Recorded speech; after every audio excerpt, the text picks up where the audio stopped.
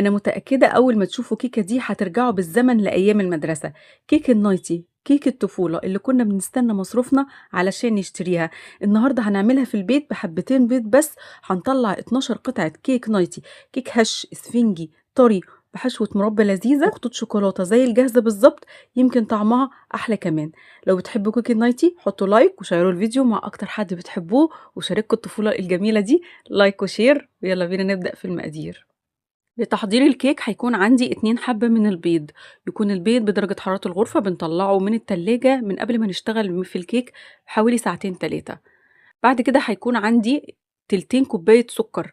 يعني ايه؟ الكوباية عبارة عن 3 أتلات، أنا هاخد التلتين يعني تلت وتلت. وكمان فانيليا. السكر بتاعك يكون جودته حلوة، يكون فاتح، ويكون حبيباته صغيرة وناعمة كده، علشان احنا هنشتغل الكيك النهاردة يدوي، يعني مش هنعمله في الخلاط. طبعا تقدروا تعملوا في الخلاط لو حاسين الموضوع صعب شوية، لكن الموضوع سهل خالص. انا عملته كده ما خدش في ايديا 5 دقايق.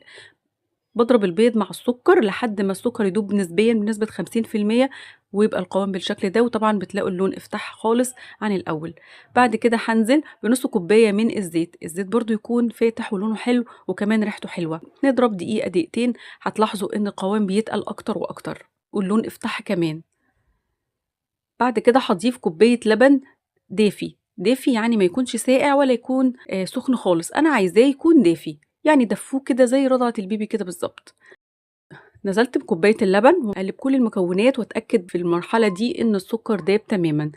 أهم حاجة عندي السكر لازم يدوب خالص، لإن لو ما دابش هيبقى سطح الكيك ملزق. وبعد كده هيكون عندي كوبايتين من الدقيق وبالإضافة إلى النشا. بس هاقول لكم في الأول أنا عملت إيه. في الأول أنا ضفت كوباية من الدقيق، طبعًا باعدّيها على مصفى أو بانخلها علشان الكيك معانا يطلع هش. دخلت أول كوباية وبدأت إن أنا أتوّه كوباية الدقيق دي في المواد السايلة. وبعد ما اتأكدت إن هي اختفت تمامًا، هيكون عندي نُص كوباية دقيق. هافضل أضيف نشا لحد ما أكمّل الكوباية للآخر، بمعنى إن أنا هاحتاج نُص كوباية دقيق عليهم نُص كوباية نشا، تاخد زي ما تاخد معاكم، ممكن معلقتين، 3 معالق، حسب حجم المعلقة بتاعتكم. المهم تكون الكوباية التانية دي نُصّها دقيق ونُصّها التاني نشا. إذًا مجموع المواد الجافة كوبايتين، كوباية ونُص من الدقيق ونُص كوباية من النشا، والمقادير دي مضبوطة جدًا وهتطلّع لكم كيك هش ومنتهى الجمال. برضه بانزل بالنشا والدقيق في منخول أو في مصفى، المهم أنا عايزاه ينزل منخول على المواد السايلة. هاقلّب الدقيق والنشا في الخليط بتاعنا، وهنلاقي القوام بالشكل ده، بيكون لا تقيل أوي ولا خفيف أوي، بيكون قوامه أخف من الكيك حاجة بسيطة. طبعًا إحنا ما ضفناش أي مواد رافعة، فهيكون عندي معلقة كبيرة من البيكنج باودر أو الكيك شيف، والمعلقة السحرية اللي هتحول لكم الكيك لكيك هش وسفنجي هي معلقة الخل، بتخلي القوام كده بتاع الكيك هش وطري وفي نفس الوقت يكون فاتح. بانزل بمعلقة الخل على البيكنج باودر عشان يحصل التفاعل اللي أنتم شايفينه ده، وكمان رشة ملح علشان تضبط لي طعم الكيك. ونبدأ إن إحنا نقلب بس بهدوء شوية وبالراحة، علشان لو في أي هوا دخل في الخليط ما نخرجهوش. وده قوام عجينة الكيك، بيكون خفيف شوية، أنا مش محتاجاه يكون تقيل علشان يطلع معانا هش واسفنجي. وبكده يكون الكيك جاهز معايا. بقلب بس بسباتولا كده، بجيب لتحت وفوق، بتأكد إن مفيش دقيق نزل في قاع الطبق. علشان أعمل خطوط الشوكولاتة اللي هنشتغل عليها من فوق، هاخد من خليط الكيك ده حوالي معلقتين كبار، معلقتين كبار من عجينة الكيك. هاضيف على المعلقتين دول حوالي معلقة صغيرة من الكاكاو الخام بتاع الحلويات، اللي هو من غير سكر، مش بتاع الشرب، لا أنا عايزاه الخام اللي من غير سكر. هنقلب الكاكاو بالشكل ده، وهتلاحظوا إن القوام تقيل شوية. ممكن نضيف نص معلقة لبن عشان أظبط القوام، يبقى قوام الكيك اللي بالشوكولاتة نفس قوام كيك الفانيليا. وركزوا جدا في النقطة ديت.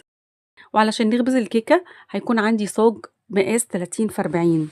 أي صاج عندكم ممكن. أكبر صينية في طقم الصواني المستطيلة، أنا عايزة أكبر صينية أكبر مقاس.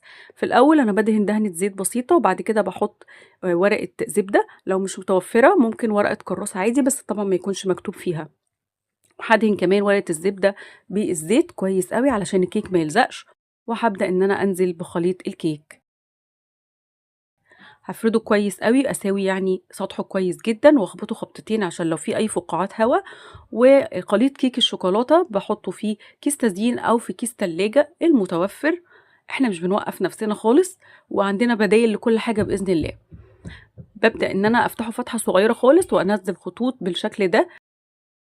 وبعد كده هيكون معايا عود شيش او توث بيك، شوكة، معلقة، اي حاجة. هبدأ ان انا اخد خطوط كده عليا بالشكل ده، وهبتدي ان انا ارجع تاني بنفس الطريقة عشان اعمل الشكل اللي انتوا شايفينه ده بالظبط كده. وبالنسبة للتسوية ركزوا معايا علشان الكيك بتاعكم يطلع هش وما ينشفش منكم، لان الطبقة بتاعته رقيقة. بيكون الفرن شغال على درجة حرارة 170، يعني أقل من المتوسط بحاجة بسيطة، مش محتاجاه يكون سخن ولا يكون درجة الحرارة عالية. والشبكة في النص بندخل الصاج بتاعنا، مش هياخد أكتر من 20 دقيقة وهتلاقوا إنه احمر شوية من الأجناب. شغلوا له الشواية ياخد لون حلو كده واختبروه. نزلوا كده عود شيش في النص، وأول ما يطلع معاكم نضيف بالشكل ده يبقى كده خلاص استوى بقى زي الفل. سيبوه يهدى 5 دقايق وحطوا على وشه كيس تلاجة. فتحته كده علشان انا عايزه الكيك يكون طري قوي. بعد ما يهدى خالص خالص انا عايزاه يبرد تماما قبل ما ابدا اشتغل فيه. بعد ما برد تماما واتاكدت انه بارد، ابتديت ان انا اقلبه. اشيل ورقه الزبده اللي من تحت بالشكل ده، وبصوا لي على لون الكيك التحفه والتسويه بتاعته الممتازه. متنسوش قبل ما تقلبوه تكونوا حاطين الكيس برضو زي ما هو على الوش، علشان وش الكيك ما يطلعش والرسمة تختفي كده من على وش الكيك. اهم حاجة، اهم خطوة قبل اي حاجة، لازم الكيك يبرد تماما علشان وش الكيك ما يكونش معاكم ملزق ويطلع وانتوا بتقلبوه. قسمت الكيك بالنص بالشكل ده كده، بالنص بالتساوي. وهيكون عندي مربى فراولة، وممكن كمان تستعملوا مربى مشمش. وهحط على نص واحد بس، يعني قسمت الكيك على 2، هحط على نص واحد حوالي 3 معالق من المربى. وتكون المربى بتاعتكم ما فيهاش قطع، تكون ناعمة بالشكل ده. لو فيها قطع تقدروا تضربوها بالهاند بلندر. وزعت طبقة المربى تكون سمكها رفيع، ما يكونش سمكها كبير عشان ما تبقاش معاكم مسكرة. ابتديت ان انا اقلب النص التاني كده، النص اللي ما فيهوش حشو، على النص اللي فيه مربى الفراوله. بيتقلب معانا بمنتهى السهوله. تقدروا تساووا الاجناب وممكن ما تسويهاش، يعني انتوا زي ما انتوا شايفينها كده، مش ما كانتش محتاجه انها تتساوى، بس علشان يبقى شكلها احلى كتير ابتديت ان انا اساوي الاجناب كده عشان اقسمهم 12 قطعه. هبدا ان انا اقسمهم بالنص بالشكل ده كده، وهبتدي ان انا اقسم 6 قطع. فاتنين في 6 ب12، هيطلع معانا 12 قطعة.